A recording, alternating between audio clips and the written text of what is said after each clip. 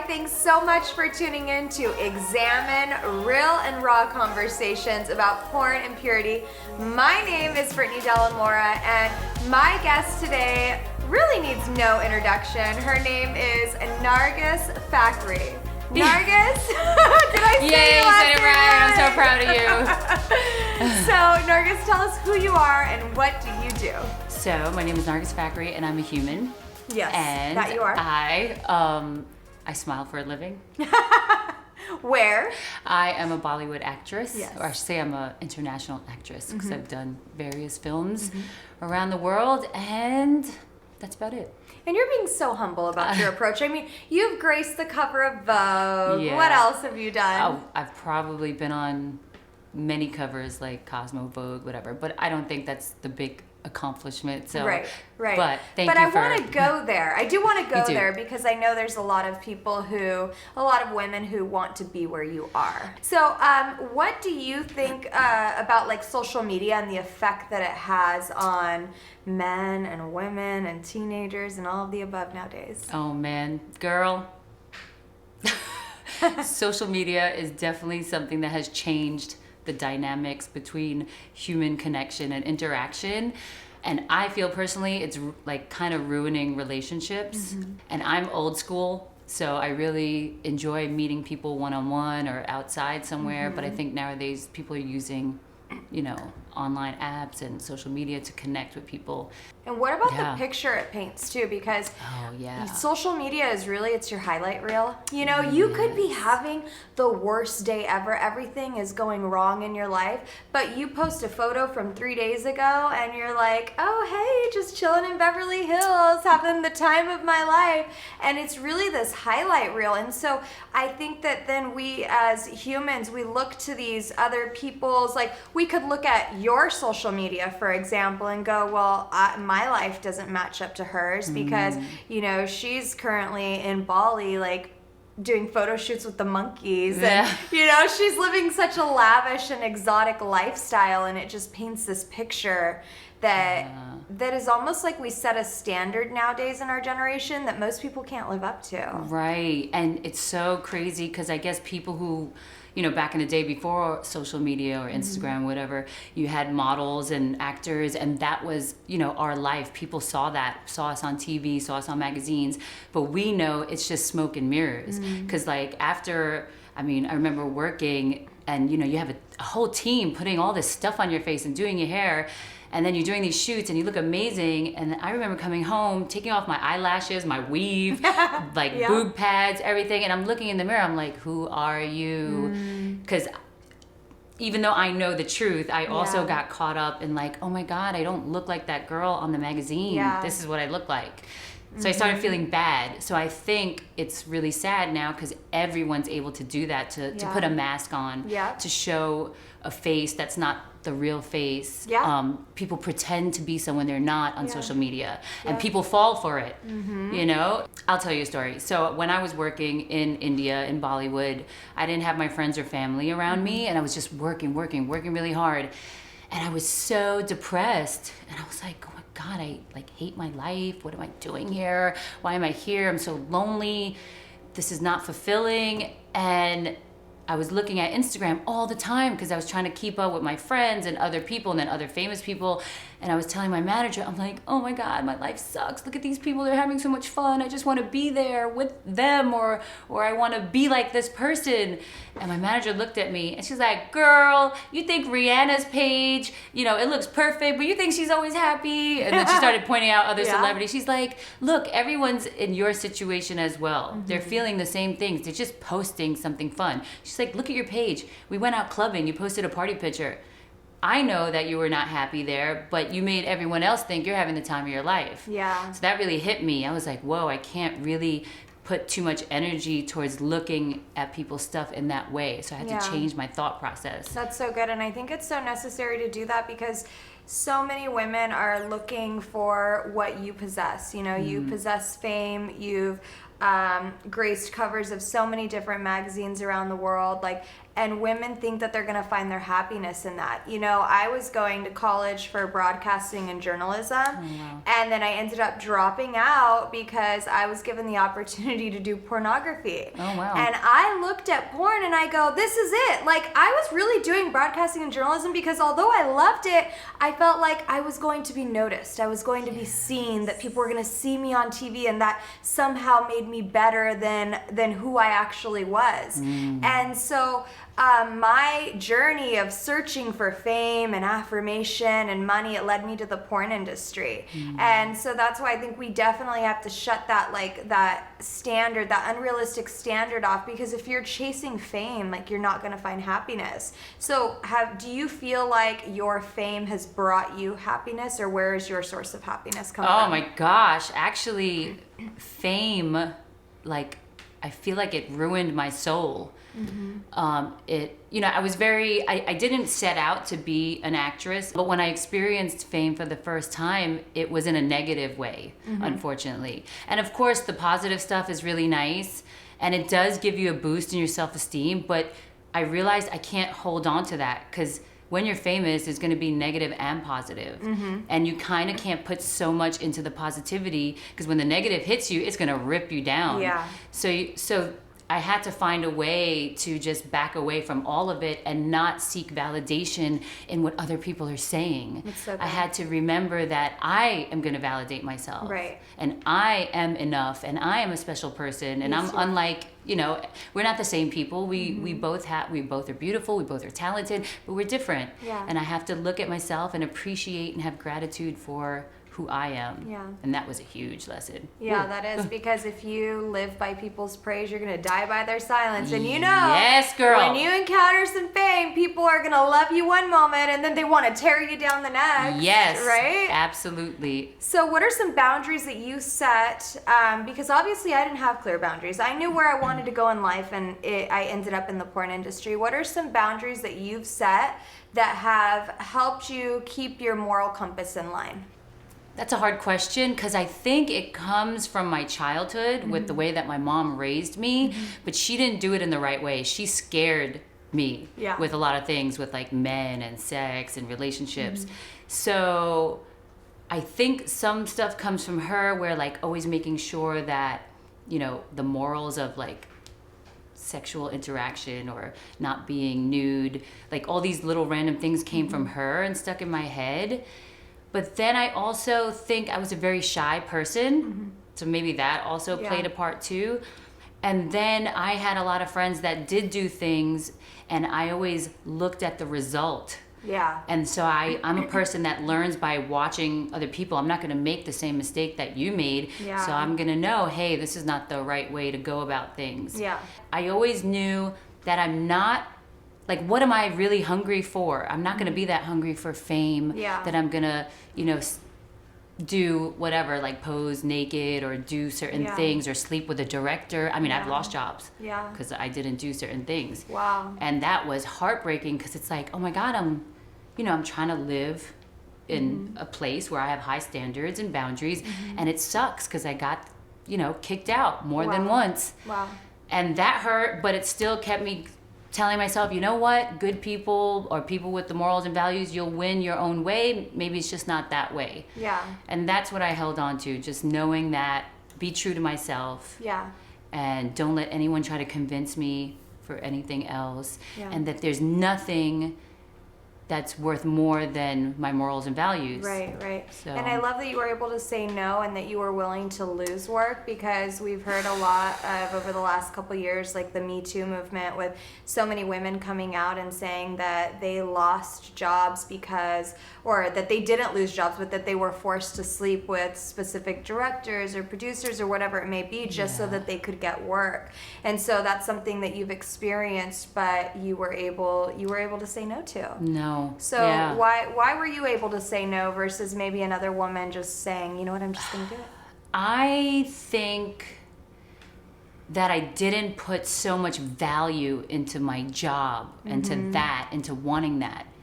And for me, I got for me, the work was creative and fun, and of course it helped me take care of me and my family. Right. So that was the most important thing, not being famous, not being seen. But with that said, I always knew that I would get other jobs. Yeah. You know, like if it's not with this big person, that's fine. Maybe it'll be with another person, but they'll be a decent, good human being. And let me tell you, girl, I pray to God every day. Yes. Yes. And I pray to God, I always say, God, please lead me on the right path and only put me with good people with good intentions in their heart. And somehow I've always been saved. Yes. So if I lost that job, I said, okay, you saved me. It was not meant to be. I'm good. Let's see what's next. Yes. So that's another thing. I don't like talking about that because like, I'm not like so religious, but I do have that, like, it's like it's my secret. Yeah. And it's very personal to me. And I think I talk to God a lot. And I think for a lot of people that don't know, who maybe just know you from social media, they know you from Instagram, like, I think something that most people wouldn't know about you is that you are such a humble person, that you have so much love in your heart. And I truly do believe that's a huge reason why your career has been so blessed, is because of your relationship with God, because of your prayers, because of your humble heart, because you're not out to like get anybody, you're not out to make your name famous. You really have good intentions with your motives and with your career, and I love and appreciate that about you so much. Thank you. And I try to tell that to people, because I'm like, if you want something, just ask and you'll receive. But there's one condition: make sure your heart's clean. That's good. And if I talk about my story, yes, I worked so hard, but I also have been blessed with the opportunity falling into my lap. But my deepest desire and intention was like, all I want to do in life is take care of my mom, my sister, help other people the way I can, and travel and see the world. And let me tell you, God just kept throwing all these gifts to me. So. And he's not done with you. Oh my gosh, I'm scared a little bit. I got a little anxiety. Coming. What else? Speak it out. Where's one place that you haven't been that you want to go? Oh my gosh, I have not. I've traveled the world except for Latin America. Okay. I'm dying to go to like Argentina and Brazil and Chile. All right. Yeah. We're going to be able to rewind this interview a year or two Oh my from gosh. now, And then you're going to be doing a whole tour there. I love it. Yes. When I was in the adult film industry, it went really, like, it actually went hand in hand with Hollywood. I met a lot of rock stars and actors and rappers and football players, just everybody, like you start to meet a lot of these people, because like the Hollywood theme is kind of like that sex, drugs, and rock and roll. And a lot of people really live up to that sex, drugs, and rock and roll. They hire escorts and so forth. Why do you think that is so big in the Hollywood industry? I think it's just people with power that I realized. And a lot of people misuse their power. And a lot of people that gain that power and fame and money, they haven't healed their souls. So they have like something going on, like this empty void that they need to fill. That's what I think. I could be wrong. I'm nobody. Who am I? I smile for a living. Don't listen to me, guys. I just smile. But I've had so much experience in my life, and I do a lot of self-reflection, because, I'm not perfect in other ways. And I'm just trying to understand myself and other people. So I guess that would be the void. And then where there's demand, there's supply. So that's when porn and prostitution goes hand in hand. So I think too, just like you said, the power and the money, and like when you possess that, you can do whatever you want, right? Yes, girl. So you have the money, and now you have the power. Like I remember thinking, like, a lot of porn stars are in that, like, oh my God, I get to meet so and so. You're like a groupie, so there's the power, and then they have the money, and so it just kind of like the industries just collide. And they really do. They go hand in hand. So I think you nailed it with the money, the power, and an obvious void in people's hearts. And it's not to like categorize all of Hollywood. Of course, in any and every industry, there's people who have good moral compasses. There's people who love the Lord. There's people then who just happen to stumble in this industry, and they're just way off. And so it's with any industry. It's true. Not just Hollywood. And of course, there's a lot of naive people who haven't lived life yet or experienced things, so they don't know. That was me. I was 18 years old. Girl, that's so young. And like, even for me, not with that, but there's other things in my life that I was a little naive to, and then you know, get yourself into a situation, you're like, oh, wait a minute, that was not right. Yeah, but then hopefully you learn. Yes. Yeah, exactly. Yes. So have you ever been asked to do something that went against your conviction?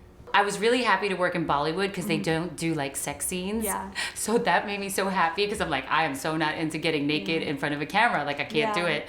And like, to be overly sexual or in a passionate scene would be very difficult for me, because even though it's acting and that's what you're supposed to do, I just had reservations about that. So I was happy about that. Definitely in modeling, you know, they you know, with models, you're just this mannequin, so there are times that they ask you to do topless shots or to be like super naked in an ad, but I was never like comfortable with stuff like that. So did you turn those? Yeah, I turned what, like, I would say no, sorry, I can't do it, or of course you ask what are they looking for, and if they are looking for something, you know, that I'm not comfortable with, I'm like, okay, I'm not gonna do it. When I was modeling, there was like this college edition Playboy magazine thing, and my agent had said, you know, they're asking for girls and they've chosen to see you if you would want to do something like that. And of course, like, I was like, oh wow, Playboy's so huge, and then the money was so much. I was like, dang, that's a lot of money. But then I was like, no. I said, no thanks, I'm good. Yeah. I love that though, because you know what? You had a vision, and in the Bible it says that where there is no vision, the people perish. And so if you don't have a vision for your career, a vision for your marriage, a vision for whatever it may be in life, like whatever that is, it's going to fall apart. It's going to perish. And so it's so important that you have had that vision and that you've really just run with it all these years. Yeah, I just go. Yeah, you just go. You're like, nope, not in my vision. Yeah, throw it out. Yeah.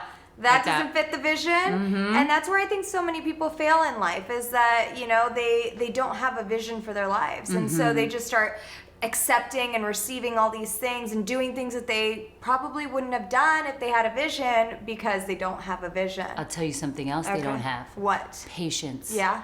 And in this world today with social media and dating apps and all that, it's a instant gratification world. Yes. And people don't understand, like, where I am today started when I was 10. Yeah. I used to save my pennies. I used to put bottles in the machines and save the money. Yeah. I didn't buy new shoes. I put tape on my shoes because I knew that I was getting out of these projects. Yeah. So I was like, I don't know how I'm gonna do it, but I'm doing it. And I always, as a kid, just took those steps. Yeah. And if I didn't do that, I would not be here with you telling this story. Exactly. Yeah. Another thing I look at, which I just think about this all the time because I have a sibling who we are night and day, grew up in the same household, but we made different life choices. Yeah.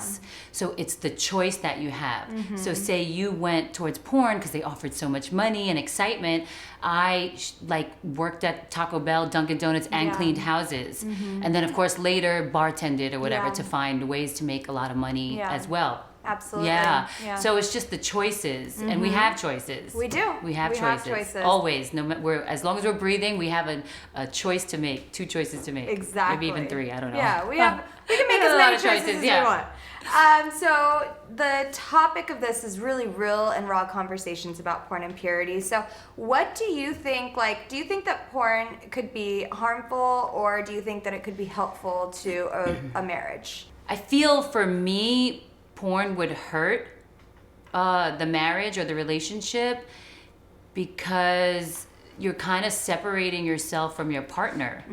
You know, you're going into this other fantasy world when you should be talking to your partner about the fantasy that you want. Yeah. And you know, like, and hopefully, you know, maybe you like something weird, I don't know, toe sucking, or like, I don't know, like weird things put in different places. I don't know what you like, but ask your partner first. Talk about it, you know, make each other feel comfortable. Don't go to watch some other, you know, peak couple doing all those weird things or whatever. Do the weird things with your wife. Yes. Like, come on. That's why you're together. She is there for. Absolutely. Exactly. And I'm sure she has weird things. Yeah. You know, like, but we won't know unless we communicate that and talk about it. I think a lot of people are scared too, but you know, something we have to figure out how to get over. Afraid of telling our secrets to one another, afraid that we're going to be judged or shamed, even though we are in this union. some people do still feel like they need to keep secrets, and that they're afraid to tell their partner that this is an issue I have, or this is what I like, or because they don't want to be judged or shamed, and that's tough. On another episode, we interviewed a pastor, and he was saying how he is very transparent with his wife about everything. Oh, I want to know. What does he tell her?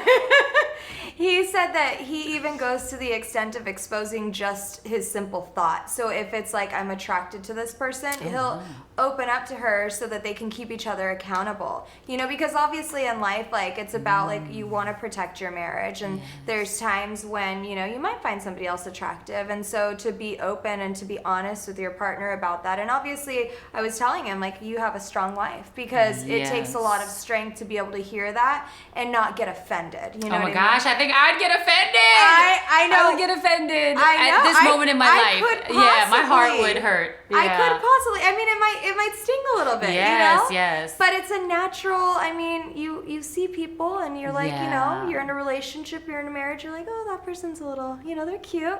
So just to expose that, so that there's just this hedge of protection. On their marriage. I like that. Yeah. That real honesty. That's hard for a lot of people. What would you now, your current self, what would you say to 20-year-old Nargis?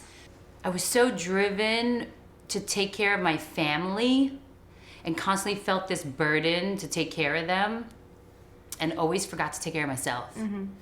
So I would tell myself, listen, you know, the world is not on your shoulders.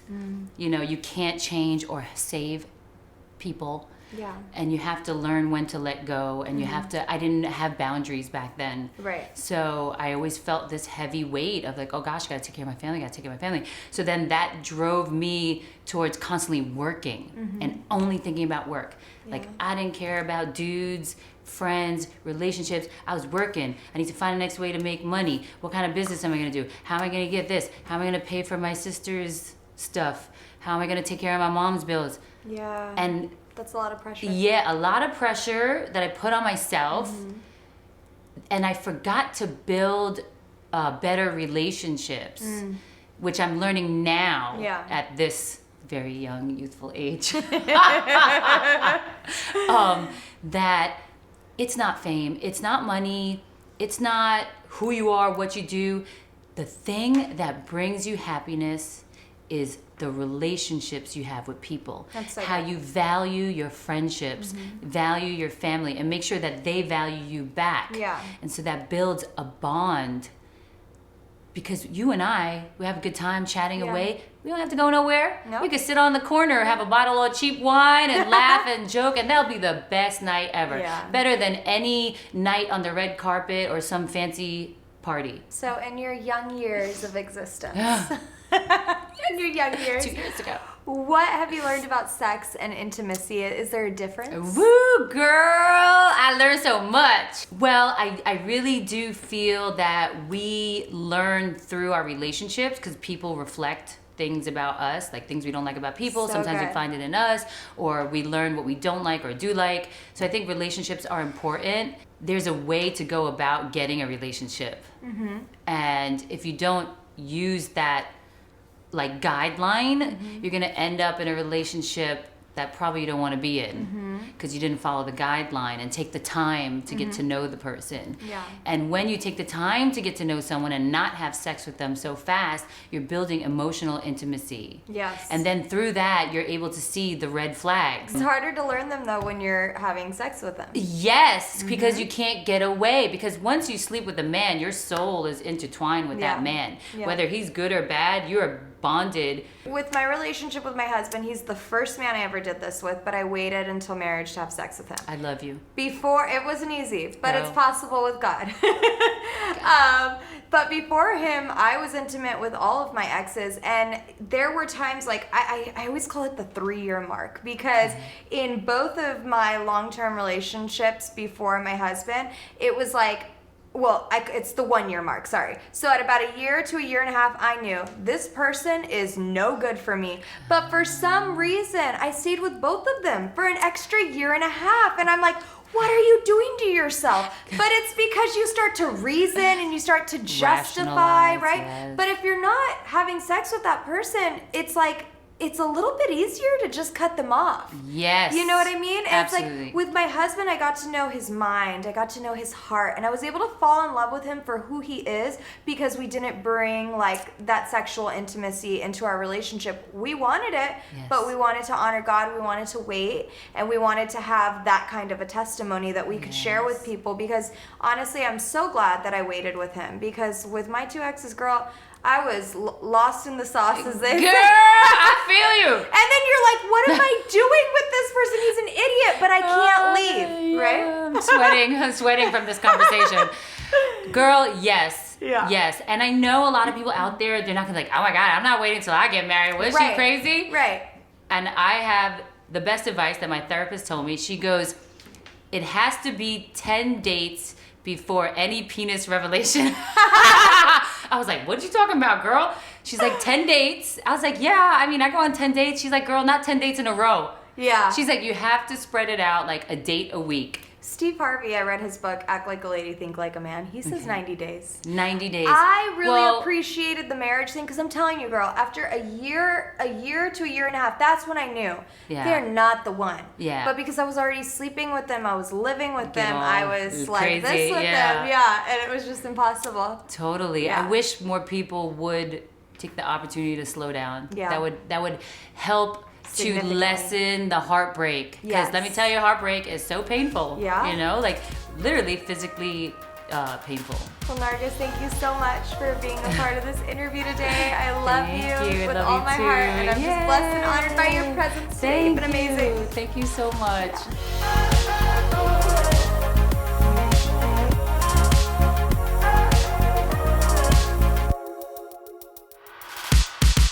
My name is Brittany. I used to be an adult star. I met Rachel several times at the eXXXA conventions. She would know me as Jenna Presley. I would stop by at the eXXX church booth to see her. She is so beautiful, and I absolutely love and adore her. I want to give her the most amazing praise report. Thank you, Jesus. I found him. I'm home. I want to thank her for all of her kind words and loving spirit. I don't know if she realizes how she impacted me or not, but her being so kind and non-judgmental always felt so good. I have finally encountered the unconditional love of God, and I will never go back. Thank you for your time. Sincerely, Brittany. The eXXX Church has been a huge part of introducing Jesus to my life, and once I left the industry, they also helped me to not go back into the industry. Their support has truly helped radically change my life. They've also, over the last 20 years, helped hundreds of thousands of people get set free from their addiction to pornography. And so today, I'm asking for your help. Visit xxxchurch.com/donate to give today to be a part of what God is going to do over the next 20 years in this ministry. I love you, God bless you, and thank you for your generosity.